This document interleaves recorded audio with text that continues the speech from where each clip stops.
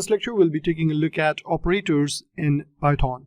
First of all, we'll be covering conditional operators, which are equal, not equal, less than, greater than, less than or equal, and then greater than or equal.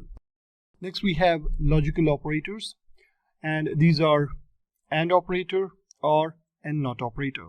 So AND is like X and Y, true if both X and Y are true, X or Y, true if X or Y, and then not X, which is the invert state. Next, we have identity operators. So we can say X is Y, which returns true if the same object, and X is not Y, which returns true if not the same object. And finally, we have membership operators.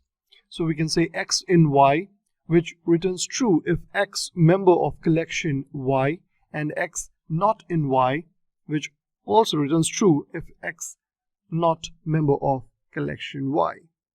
So all these operators that we just discussed are used in conditional expressions, and we'll be covering more of them in upcoming lectures.